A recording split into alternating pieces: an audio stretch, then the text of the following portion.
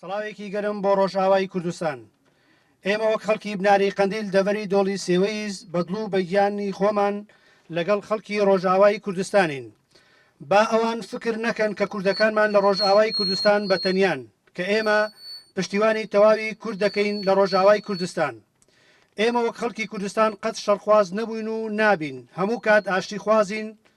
دوژمن وانەزانن کوردەکانمان لە ڕۆژئاوا بەتەنیان. بەڕاستی کوشتن و سەربڕینی منداڵی کورد لە ڕۆژئاوای کوردستان بەناحەق دەکرێت. ئەمە ئەو پەڕی درندانە و وەحشیگەریە لە ڕۆژئاوا کە دەکرێت بەرامبەر بە کورد.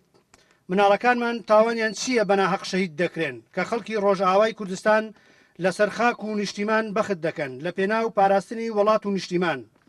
ئامادەن خۆیان شەهیدی خاک و نیشتیمان بکەن.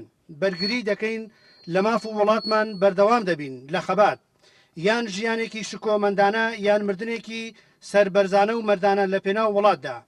ئێمە وەک کورد باش دەزانین دوژمنی کورد کێیە. عەرەب وتی من دۆستی کوردم، تورکیاش وتی ئێمە خوشک و براین، فارسیش وتی ئێمە کورد ئێمەش دۆستی کوردین. بەڵام زۆر بەداخەوە ئەوان ڕازگۆ نەبوون و خیانەتیان کرد لە کورد و کوردستان. بەڵکو دۆستی کورد تەنیا خوای گەورە و چیاکانن.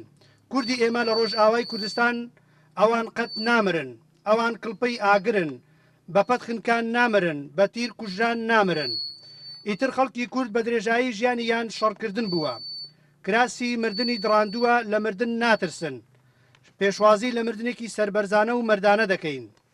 ئێمە وەک گەلی باشوور لە بناری قەندیل جارێکی تر بەرخۆدانی وان سڵاو دەکەین تا دوایین هەناسەی مردن لە پێشوازی ئەوانداین. لە قەندیل هەتاوەکو ئیمراڵی سڵاوێکی گەرم بۆ ڕێبەری گەلی کورد سەرۆک ئاپۆ سەرۆک عەبدوڵڵا ئۆجەلان دەکەین و دەنێرین. بژی سەرۆک ئاپۆ، بژی بەرخۆدانی شەڕبانانی ڕۆژئاوا، بژی بەرخۆدانی گەلی ڕۆژئاوا، بژی هەر چوار پارچەی کوردستان، بژی کورد و کوردستان.